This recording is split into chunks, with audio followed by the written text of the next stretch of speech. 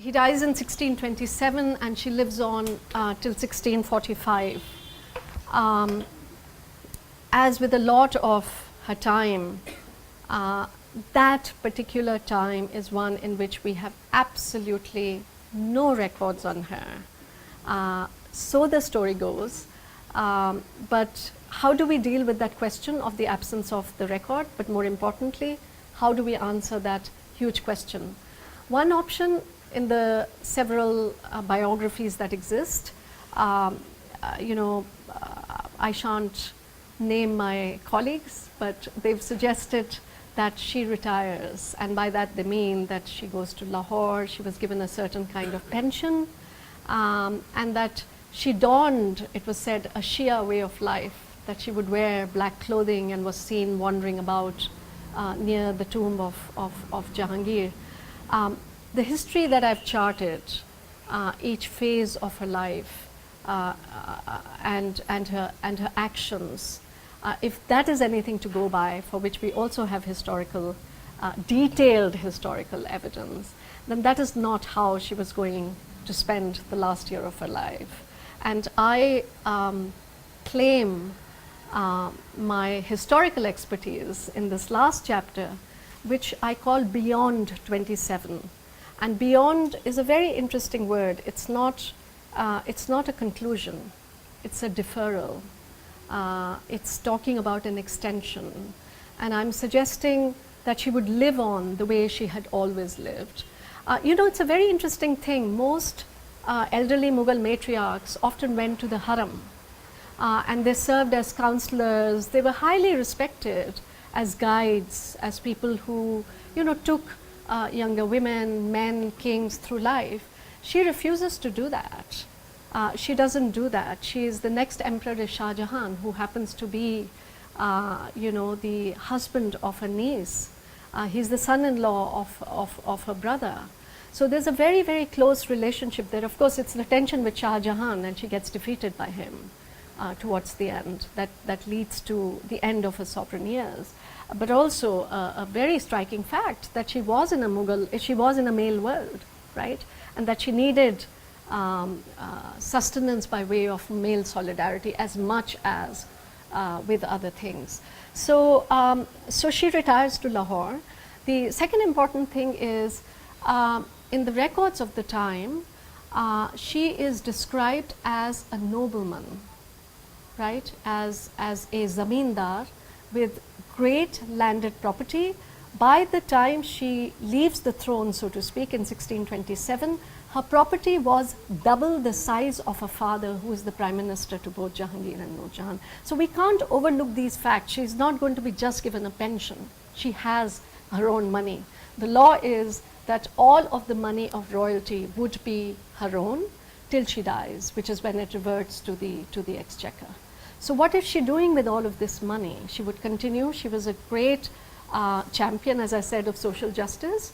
She did the incredible detail in Farid Bakri, a great observer of the time and a biographer of the Mughal nobles. He writes about 365 Mughal nobles, and one of them is Nur Jahan, right? So there's something quite extraordinary that's happening in this biography.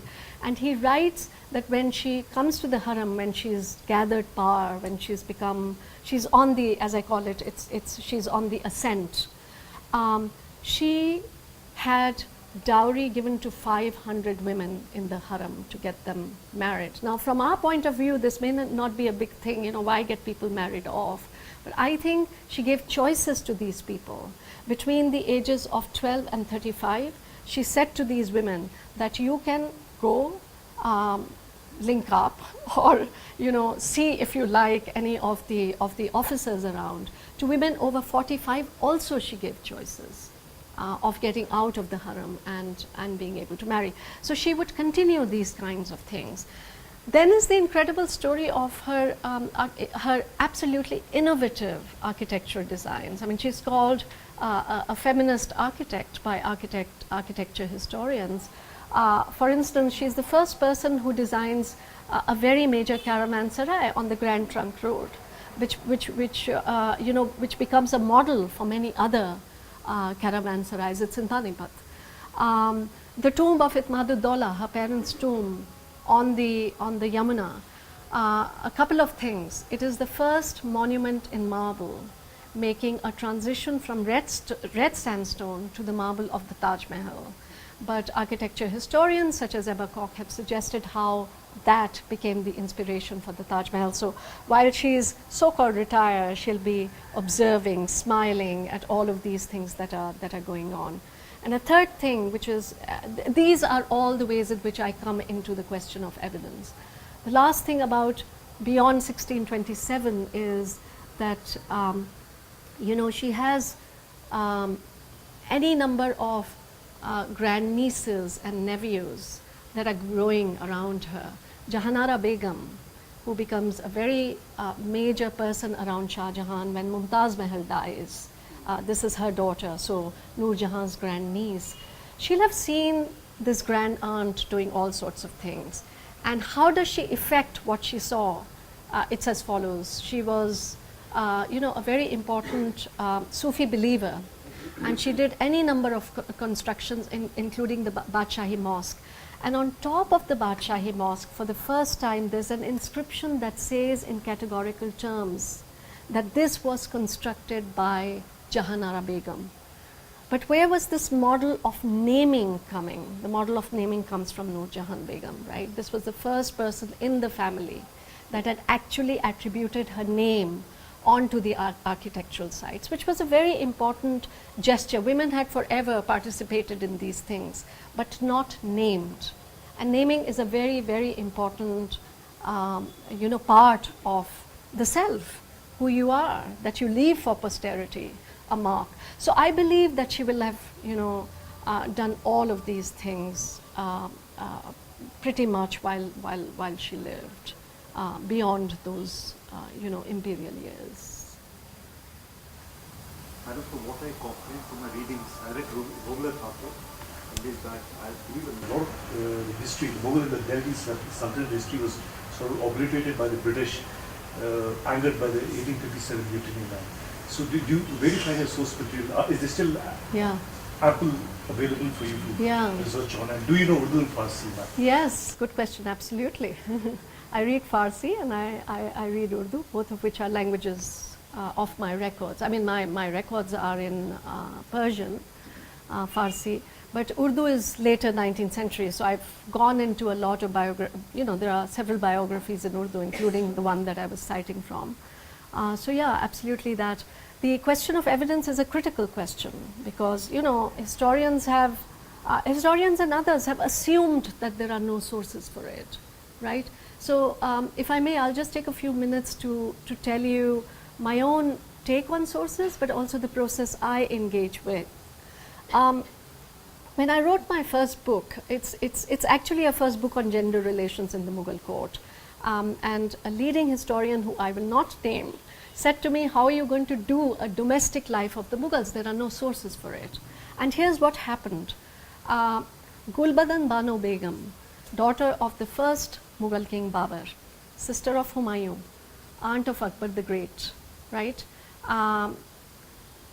Incredible person in terms of her literary acumen and expertise. When the Akbarnama, the first official history of the empire, was being commissioned, Akbar sent out an invitation to the older servants and the authoritative figures in the family to put down their memories of their forefathers, because they moved from Central Asia through Afghanistan and on to India, right? So what happened? He wanted to begin the Akbarnama, the history, right from the beginning. There was one woman who he invited, his aunt, Gulbadan Bano Begum, and she wrote, it is the only example of prose that we have, not only from the entire Mughal world, most of them wrote poetry afterwards, but from the entire you know, Islamic belt of the classical empires, that is Ottomans included, Safavids included, and so on and so forth. So we knew about the Ahwal-e Humayun Badshah, which is the literal translation is the conditions in the time of Humayun, but it's a very, the title itself is says a lot about what she was going to write. She wrote this. The historians knew about this book. It was translated in 1902, in case they didn't know Persian. It was translated in 1902, was available in low price publication series for 45 rupees with the Persian translation attached at the back. So this had been in circulation since 1902, and I was put the question, we have no sources for it. They knew, it is not that they did not know that Gulbadan's memoir existed, but what was the problem? The problem was that Gulbadan charted out, she went against the grain. She did not write the standard panegyric accounts in which you praise the king, you know, he led the battle, he did this, he did this, he did that, you know, the greatest is the king. But she documented what happened to women as they were on the road, right? What was happening when any number of children were dying, right? Why was there pressure on younger women to produce? When the kings went and paid respects to the older women, what were the kinds of contests that were taking place? So historians called this the little history. They called it the literary parda nishin. What was my job as a feminist historian? This is a visual shifting, right? Historians put the standard canon, the Akbarnama, the Babarnama, and many other things. I put Gulbadan. And when I began reading her, and I am still staggered by that account, it is in the light of Gulbadan that I began reading the other canonical texts. So it seemed to me as I read her and I began to document things, the assumption that some of the evidence does not exist in the Akbarnama or the Babarnama, and I'm talking very standard canonical texts, I'm not even talking about any number of other texts. I was surprised to see how much other information is available. So in sum, to make the story really short, I think there is a politics of asking questions, right? I mean, Romila Thapar is a very, she's the greatest historian of India. Where does this come from? There is a certain politics of asking questions, right? So my whole world is dependent, these works that I've charted has been very centrally engaged with how I think about the evidence. It is not just simply reading in between the lines. It is not just that. There is much more in terms of what's getting cast away. You know, paintings, historians use paintings as this is self-criticism. I'm not talking about other historians, I'm talking about myself. We have tended to use paintings as inserts, but paintings are not just inserts, right? I mean, they have a language of their own. So for the Nur Jahan book, this, by the way, she was the first woman to be actually portrayed, right? Not by suggestion. It was not the opposite of suggestion would be impressionistically, without meeting people, that you cast. So if you look at the Akbari paintings on women, the faces look the same, right? What distinguishes one from the other may be some of the dresses, for example. So you have to really learn the iconography of the paintings, right? Small things like, why is there a rise in the chest, right? Or, you know, I wouldn't have automatically seen the henna patterns in the Rampur Raza library painting, but it was pointed to me by some art experts. So things like that. Or the final example I'll give you, you know, there's a very beautiful manuscript written in the form of a Masnavi, in which, the same form in which Rumi wrote, in Aligarh Muslim University. It's called the Fatnama Nur Jahan Begum. It's a part of a wider manuscript that's got lost, but we have this, and we have two copies. One is in the Bibliothèque Nationale in Paris, and the other one is in the Aligarh Muslim University. And that whole manuscript, written by a man called Mullah Kami Shirazi, is about the 1626 moment, right? And I was very taken by that manuscript, and any number of people said to me, but this is panegyric, right? And I turned around and said, well, what is not panegyric, right? What is not representation here?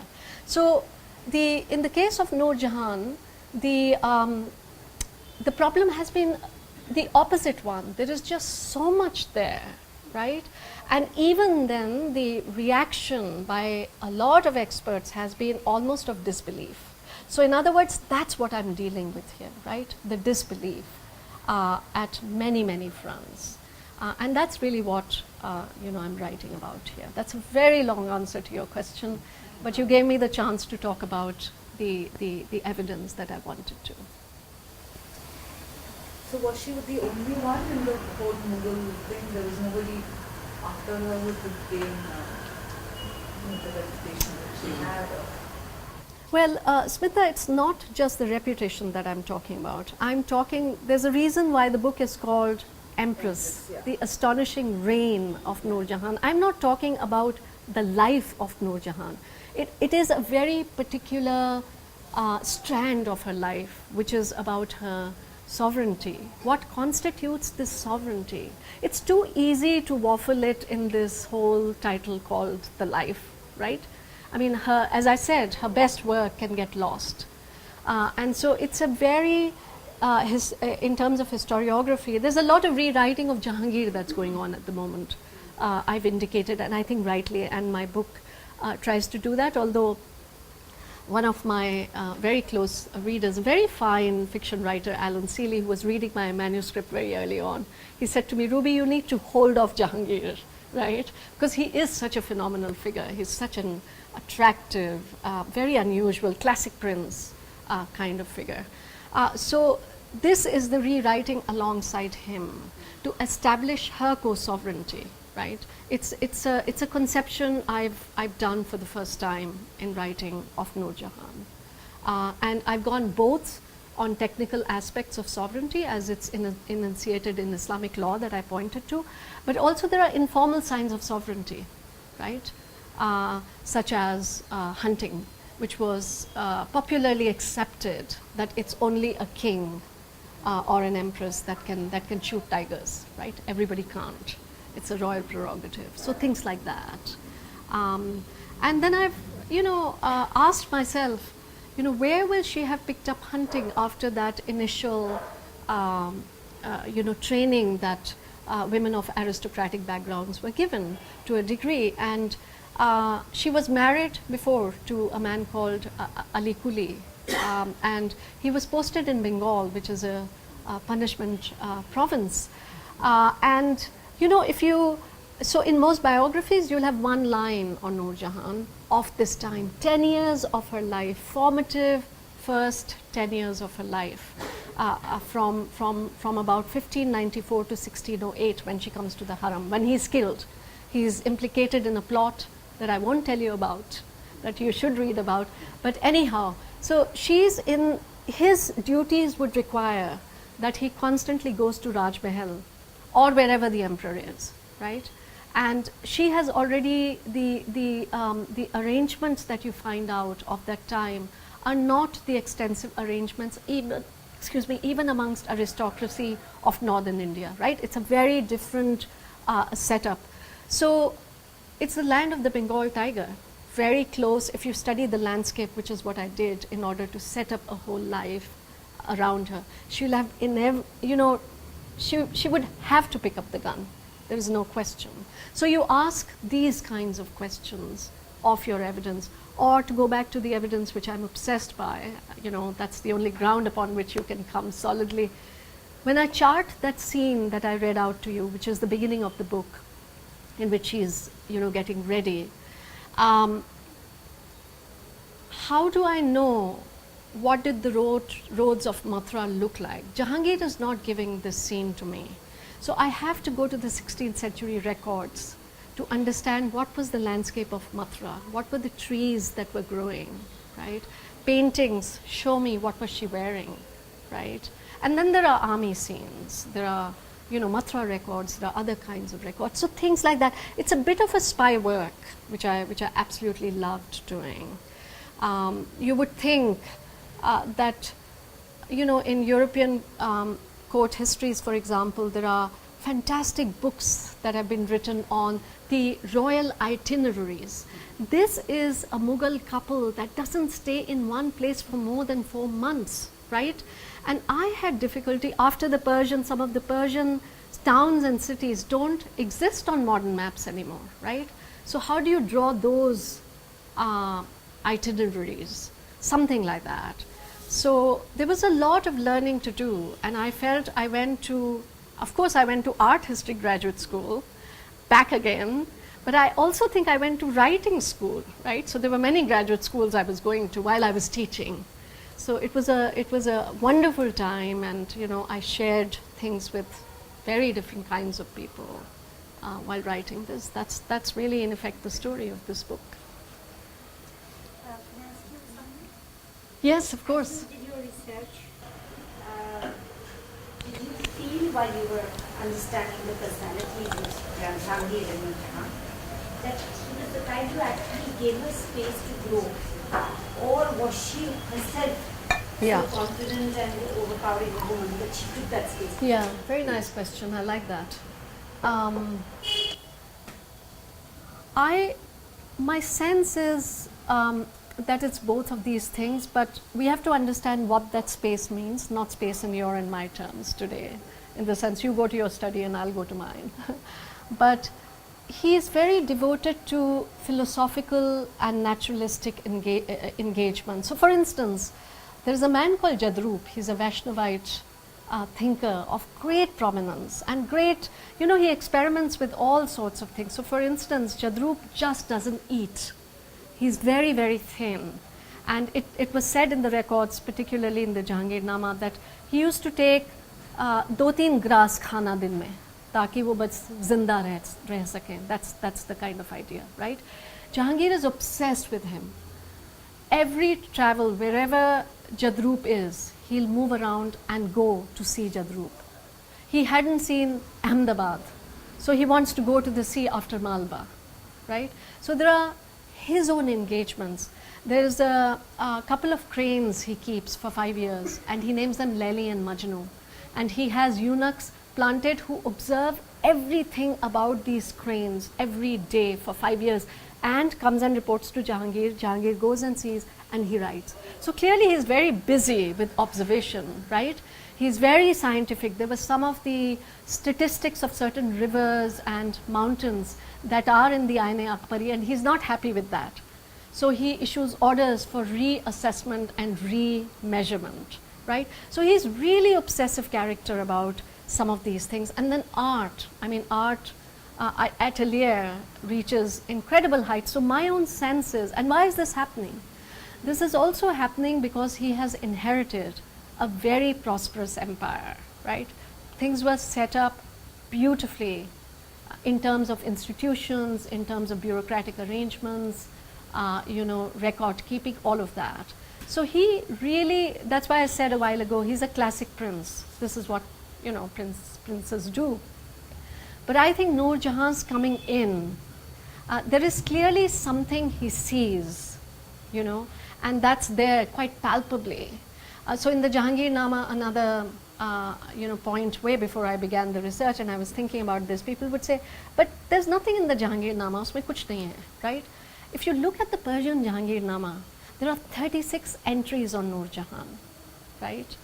Now you have to put those entries in context. For example, just to take one example, why is he obsessively discussing her hunting, right? Because there is a prerogative here, right? So she comes in. We have another really quite fantastic evidence that I didn't mention, but in this instance, I'll just mention once again. Issuing of royal orders, right? Who issues royal orders is a very kingly action. And by royal orders, I mean, let's say two landlords are fighting, so an order to talk about property or peasant rights, things like that. We have at least 12 surviving imperial orders of Nur Jahan with her imperial stamp. First thing, the imperial stamp says Nur Jahan Padshah Begum. Padshah, king, right? Padshah Begum, that's the imperial stamp. But it's also, so again, historians and numismatic experts and other people know all of this. But we have to read those texts to know what is happening, what is the case, what kind of case is being talked about here. She's not just giving money for charity. She's actually intervening in the case of peasant rights on at least 5 of these 10 surviving nishans. So this thing is happening. I think he's moving quite a lot, and he's also relying on her, and she's increasingly coming out in the open. Now there is I don't think there's one reason why this happens. It's obviously a multitude of reasons, right? His obsessions, her acumen, her political wisdom clearly stands out. Her father, Ghayaz Beg, is the Wazir. There are all these incredible women in the family that are around her. The princess look up to her. There's a painting, my floppy has failed this morning, so I can't show it to you. But there's a painting in the Smithsonian in Washington, D.C., assumed to be the real painting of Nur Jahan, cast in 1622. And this is when, not this one, sorry, this is a different one. This is in 1627, sorry Khusro. But the one in 1622, Shah Jahan comes back from Malwa. I'm sorry, he comes back from the Deccan after his initial victories. And she is the one who hosts him. She is the one who first receives the news that he's been victorious. I mean, that battle continues, of course. It's not a decided battle, but a significant moment. And then there is this, painting that's been cast. And I wish I had the painting, because it's in the language of the painting, in how they seated, right? How the action is going on in the painting. I could have talked to you about a lot more. So I think it's a combination of these things that lead to her sovereignty, and certainly, quite importantly, the movement. Yeah. Well, first of all, I'd like to congratulate you on a brilliant lecture, which brought to life in a very vivid way Thank you. scenes and other African personalities. Thank you. Forces at work. I have two questions now. The first is with regard to the source Mm-hmm. Nur Jahan's power. Surely it would have been the sanction of the emperor. Yes, absolutely. And she, as a very astute, insightful and far-sighted woman, Right. would have been aware that with his demise, This will that collapse. would be challenged. Yeah. And she would have watched very carefully how he would have declined Mm-hmm. in his faculties Yeah. owing to his obsessions. That's right. Great obsessions. Yeah. So the first question is whether she made any efforts Yeah. to cultivate for herself Yeah. a power base other than the power that she did, other than Jahangir, Right. Right. and whether there is any evidence of whatever she Right. made in that direction. I mean, Right. clearly she failed, because Mhm. after Jahangir died, Yeah. she was out on a limb. That's right. That's the first question. Mhm. The second is, assuming that she was a Shia, as there is evidence to show, and a devout Shia, did she follow the practices of daily salah, Mm. the variations that Hmm. Shias have, Yeah. as distinguished from Yeah. Hanafi Sunnis? Right.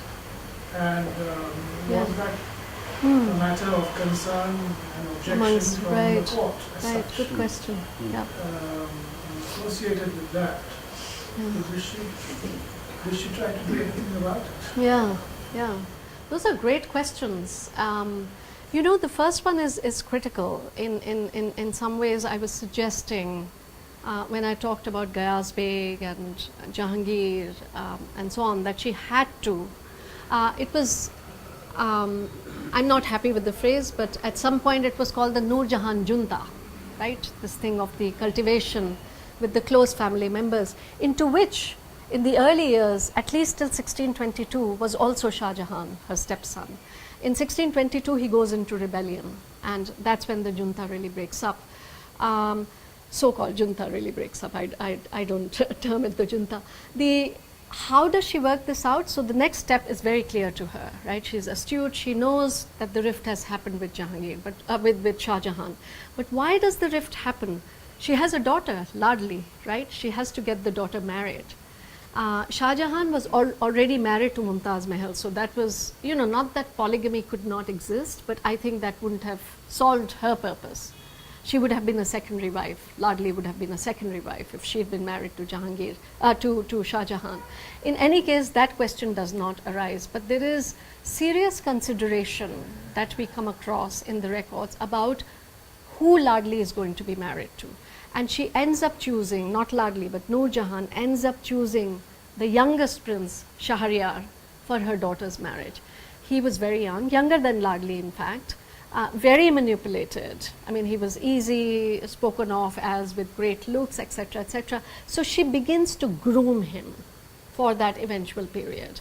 And so these things go hand in hand. She chooses Shahryar as her son-in-law, Shah Jahan, who she was supporting up until this point, and there is any number of incredible moments of their exchange and solidarity. It may be very formal, but it certainly was there. He was also the presumed nominee for the throne. You know, it was kind of unspoken, unsaid sort of thing. Shahryar she tries to groom, but it doesn't quite work out that way. And one of the most important reasons that you have picked up really well, you said that when Jahangir dies, things are going to finish off. There's another piece in this puzzle. Her own brother, Asaf Khan, who was a very major player in courtly politics, was part of this faction. But he was Shah Jahan's father-in-law, right? So the faction gets divided into two. And he is eventually, after the Mahabat Khan scene in 1626, when she is able to rescue the emperor, the decline in her imperial power pretty much in the sense that she begins to lose power pretty actively after that, right? Essentially because her brother gives up on her. And he begins to then, Shah Jahan is in the Deccan by this time, he gets him to come. They install a puppet king as soon as Jahangir's died, just as a stopgap arrangement, and there are attacks on Shahryar, who has an epilepsy attack, and he dies. So this is really, you know, she struggles quite hard. The records bring this out quite beautifully. The struggle that she has till the end. But it certainly collapses, and I think this is the, in a sense, this is the crux of the story in some senses. I'm not trying to undo the patriarchy, right? It's very much intact in the world that I'm dealing with, right? The point is, despite patriarchy, something like this happens, and because of patriarchy, something like this finishes. She doesn't become a model, right? But she emerges, I mean, she doesn't become a model as a co-sovereign in the sense that it's not repeated again and again and again and again. Nonetheless, this story is really important to tell. Does that begin to answer this question? Let me just go to the Shia thing. This is a really important. You know, one of the things I worried about a great deal in absolutely categorizing her as a Shia is for a couple of reasons. One is the time in the late 1570s when her parents are leaving Iran and coming to India. It's a time of great uncertainty in Iran itself, right? That is, it is not that the whole of Iran had become, you know, Shia. There are some records I traced in Iran on her family side in the Iranian documentation, and you know, the practices of the names in the family and any number of other things suggest that they were culturally Shia, right? There is nothing to suggest, I mean, it is not the kind of absolute identity we assume in modern days. You know, if you're a Shia, there is nothing you partake with Sunni. If you're a Sunni, you don't partake with Shia. This is not how pre-modern worlds functioned. You know, there was much more mixing, even between the Shias and Sunnis that took place. It did not mean that they did not have their distinct practices, but you know, it's not antagonistic in the ways in which one might want to feel that it was, or suggest that it was. You know, antagonistic. The other very important issue is this. If you look at her poetry, okay, this is a really important sign for me. She writes a poem, I don't have it here with me. It's called 72 Creeds. And 72 Creeds, as you know, is a very important idea about which, starting with Hafiz, people are writing. They're saying 72 Creeds is a notional idea of many groups that fight with each other, right? And she uses the same idea as a lament in writing this poem called 72 Creeds. right, in which she says, she uplifts the idea of love, of ishq, in this poem, right? That is one sign of a shared inheritance of many kinds of inheritances with somebody like Nur Jahan or anybody else in that plural context would share. I would really like to insist that it is visible in architecture, it is visible in the kind of textual traditions of that time, in the kind of stories that are shared, in the upbringing literature that one sees. As far as the court intrigues are concerned, or you said, how would they deal with a Shia woman, doing this? First of all, there's very long-standing Shia presence of women within, the Mughal family. It's not the first time that happens. The second thing is also, and again I talk to experts on Islamic law in this.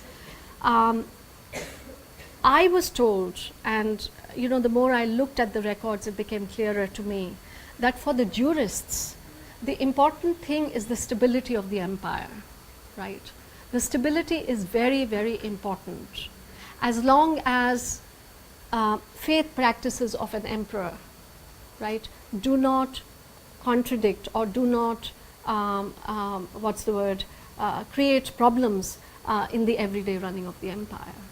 And I think Akbar is a very good example who sets into place this kind of ethics. We know that he was already talking to people of many different kinds of denominations. So I don't think a Shia woman would be an anathema.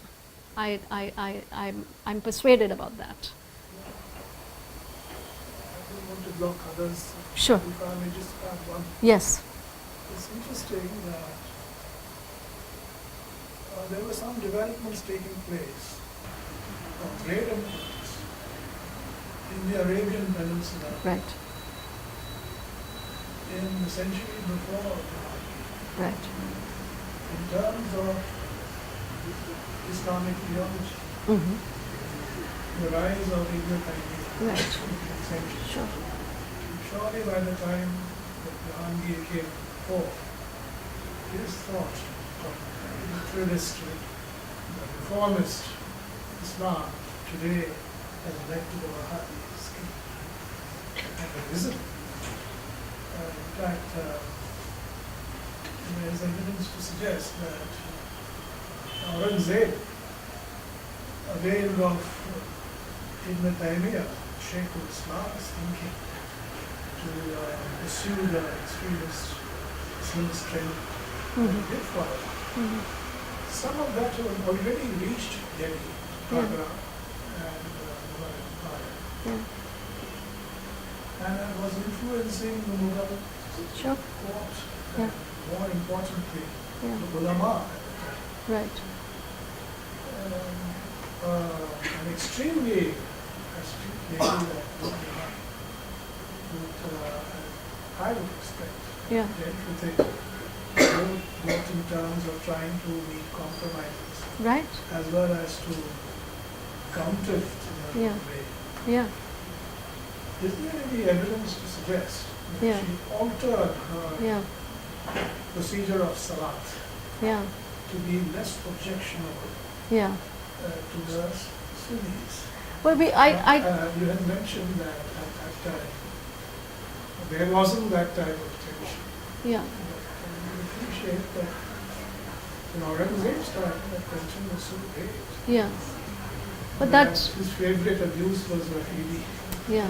and his favorite dagger was Rafidi Kush. Yeah.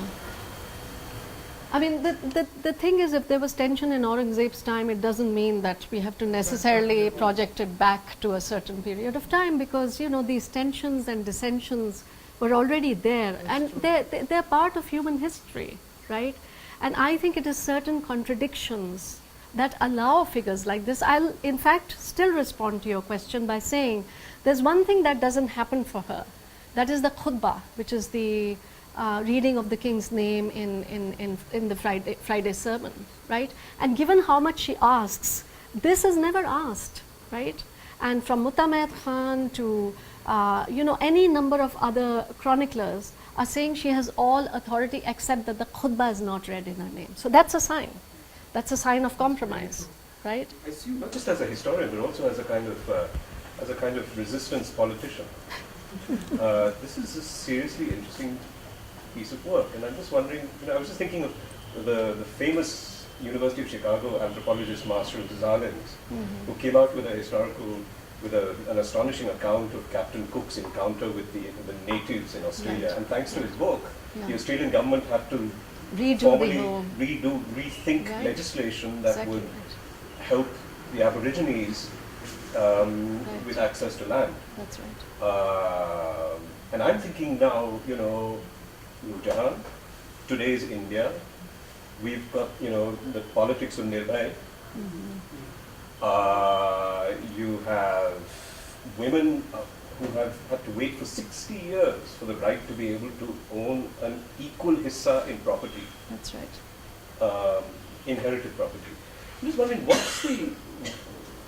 what would the implications of a history of this be to Indian womanhood today? How does one make abstract history Yes. political Yes. today? That's what shall I say? Thank you for asking that question. It's my life's work in a way, right? I mean, I've been writing about this for a long time, and this has been my question. And why did this question? I mean, the question was always there. I'm in the American Academy, and there's a couple of things that happen when you teach, and I teach courses like Women in India, right? Introduction to South Asian Civilizations, feminist landscape, the question of evidence in the writing of feminist history of India. So you can imagine this is a constant thing. There is a particular tension that I deal with in my writing. When I get to the lecture theatre, whether it's in the university or giving talks, there's an Indian woman that's standing, right? And lately, this has got really badly embroiled with this whole image of India, or Delhi particularly, as the rape capital of the world, right? So this is a response in some ways, if you will. I mean, teaching is one way of political work, which is a really important political work.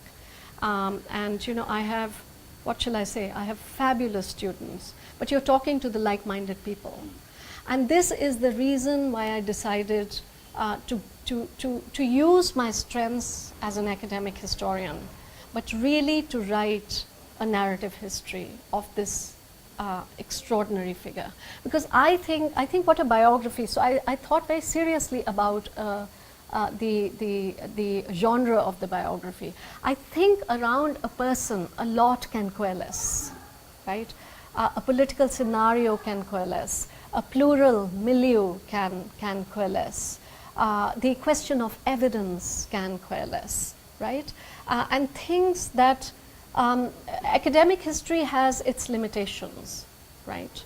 There would be a demand on you to write chronologically. There'll be a demand on you to organize yourself in a certain way. Here, I can come out of the box, right? I can claim this is my third book, so I have her permission to do this, so to speak, right? She's my ancestor, right? That's the claim I'm making, in short. So I think that these ancestors, this history, there are many histories here in our world that still need to be told. So I think it's the point about womanhood, even more precisely, is that I think no matter what, women are essential, they are creative, they are playful, and I don't mean games and sports. I mean creative in the mind and the heart, despite the machinery that surrounds us, right? And here's a staggering example. Here's a staggering example of this too. I mean, sexuality is wonderful. Here's a staggering example of what we need to do. I hope I'm answering your question. I believe that stories have immense power, right? And I think I'm really therefore going after this narration and trying to come into it. And I hope the resonances are evident. I should tell you this, when I was writing this, because this was first this is in America, it's contracted with W.W. Norton, and in India, it's contracted with Penguin Random House. So when I was trying this change of voice, so to speak, I thought to myself, can this make sense to my American readers? And so I do yoga, and I have 4 fantastic friends. Here's something very quickly about them. One is an 80-year-old hippie, she's a lefty. One is a 70-year-old woman from Ohio who just doesn't read. And one is a woman my age. She's a real estate commercial agent in Atlanta who has been fighting for the last 20 years to restore historic buildings. So this became my group, and my reading group. And here's what we did for 2.5 years. As I wrote my chapters, I read to them every month. And each time I read to them, believe it or not, our discussions used to be about Hillary Clinton, right? And lo and behold, 1627 happened in America, and see what we've landed with, right? So, so people have, you tell your story, you tell your history, and people have their own story. You're linking because you're connecting by way of these incredible moments in history. I hope that I'm communicating something of, unless there is something else you have in mind. I don't know. I think you should be louder. Okay. All right. There's one more question. Yes. I think it's an extension of the question there is, as we love for feminist history, and other than uncovering the details Yeah. and the right details of what happened, how do you, like, as I do history with both senior high school and middle school, the question always comes, okay, how do I put it in the current context? What do students take away? Yeah. And how do we interpret events in the world today? Yeah. And what can we learn from these past events, and how do we apply it? Of course. Love Yeah. to hear your thoughts on that. Yeah, absolutely. I mean, so I'll be bold. There's a 2-part answer in relationship to this story. When I already told you about women's leadership, women resonate with this, and I don't think it's only women. I mean, gender doesn't equal women. Gender is a set of relationships, and so people relate to this figure and her vulnerabilities, her losses, her gains. They kind of vibe with it. The second, for me, if you really want to hear why I'm doing this work, I'm doing this work because I have a deep commitment to a plural India that I have grown up in. And I have practicing Hindu parents, but not once in my life did I go to the temples with them, right? We could be just what we wanted. My mother says she can bow her head in front of a mosque. She will go to the Gurdwara for langar. This is not waffly stuff. I mean, this is how people live their life, right?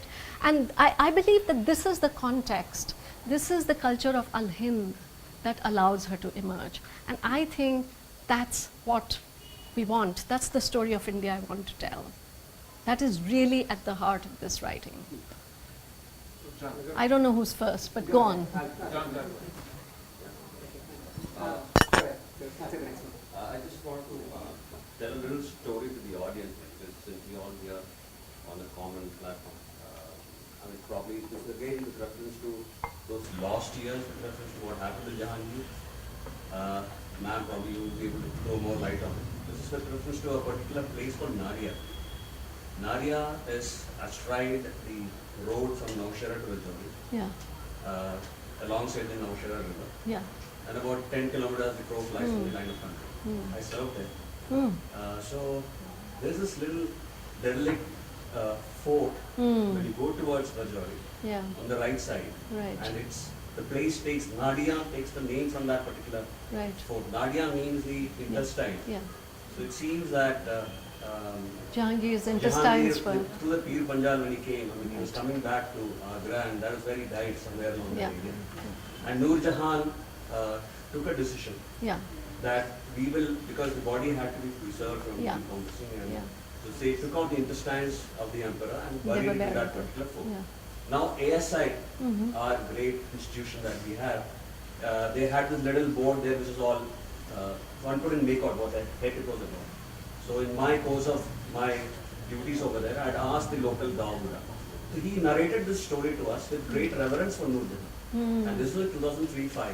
So I was, me, a middle class guy, brought up on Amritsar Katha and Akshaya. So the thing that did resonate, you know.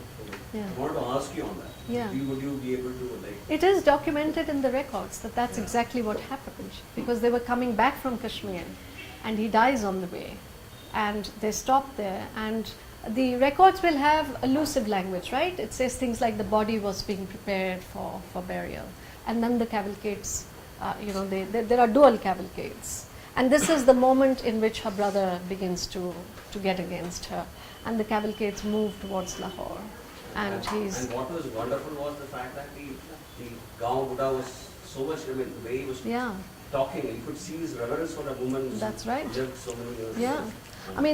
Talking to the tour guides, it's incredible. All the story of the tour guides is about sovereignty, right? They would say, how do they express how did she express her sovereignty, if I asked? He said, does everyone understand Hindi? Because it's just so beautifully anyway, let me just say it in English. So he would say, he said, oh, dear girl, how shall I tell you about her power, he said. So in the court, अरे मोहतरमा मैं आपको कैसे बताऊं कि उनकी क्या शख्सियत थी. वो तो बैठते थे वहाँ पे, दोनों के दोनों बैठते थे, जहांगीर और नूर जहान. नूर जहान थोड़ा सा पीछे बैठती थी, लेकिन बहुत समझदारी करती थी.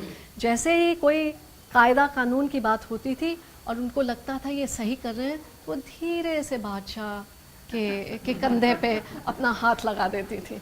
So there are these kind of amazing tropes. But these are not tropes, right? The whole thing about nari, being taken out. These are all practices of burial, which are, so the legends, this is another thing about legends, right? Do you discard legends? I don't discard legends. They are actually, so people who've written quite a lot on folklore, on legends, and theoretically what's the idea around them, they talk about, let's say, a soul of the legend, in which it'll be the same story. Maybe the dates will differ, maybe the material will differ, right? But the story and the circulation will always be the same. So I actually use legends such as this and put it by the side of the historical record. That's a bit like the Gulbadan Bano Begum thing that I don't want to discard it, because I think legends are in the public imagination, right? And there is a very interesting history that's being charted in the public imagination that needs to be paid attention to. Thank you. Thank you very much. I've actually been dwelling on this question of co-monarchs with the Empress and thinking about it from a mixed type of perspective.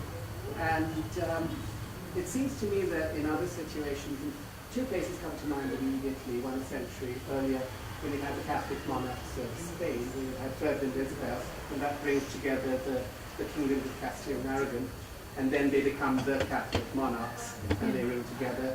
About a century afterwards, you think about the Stuarts, you think about Mary, who then was married to William of Orange, and so they function as co-monarchs in this particular situation. But then they, in this case, the women in question get their legitimacy from the fact that one was Queen of Castile and the other one was the Stuart. After all, William was her brother, with her cousin coming from the House of Orange, the Dutch in this particular case. Over here, Nur Jahan gets a legitimacy on account of Jahan. That's right. Absolutely. It's a very interesting kind of situation. So, are there other parallels that you can think of in a global sense where this happens, where by leave of the emperor, not leave of the king? Because otherwise, you think about Queen, you think about Raja Sultana, you think about Rani Jhansi, Rani Chittor, such like.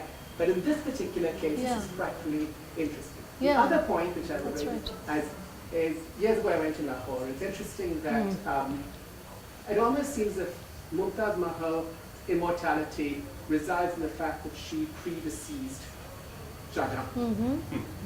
now that the fact that Nur Jahan lived longer gives her this really ordinary looking tomb compared to what Jahangir's is. And so I was curious, and that's an observation. But it's also just on the second point. On the second point, it's also what remains of the tombs, right? Because you know, she designed Jahangir's tomb, and it's a very unusual tomb in that his will was that he wanted an open tomb, which was very unusual. There was no model for it. And essentially because he wanted union with the divine. So she designs that, and according to sources, she designs her own exactly like that. Now it's got dilapidated, and then you had this railway that ran through during the colonial time. So, you know, the archaeological survey of Pakistan, I don't know how much work they're doing, but apparently they're trying to, if they didn't do it, it would be, you know, subsumed in water. That was the problem. So yes, I think in terms of, to go to your first point, you know, she isn't like Queen Christine of Sweden, she isn't like Razia, she isn't like Elizabeth, and this is, you know, so it's not the exceptionality, but more like what can be possible, to go back to that point, right? That, you know, and these unusual possibilities is what you've got to really hang on to. That is the thread of hope to be bold again. Right, and I'm really, I mean, even in the Trumpian America, I don't read newspapers anymore because I don't want to get depressed. I want to, you know, I try to align with some of these friends that I was mentioning, some kind of local political action to do some stuff, you know, and here, there's so much else I can do, I hope. Thank you. Thank you.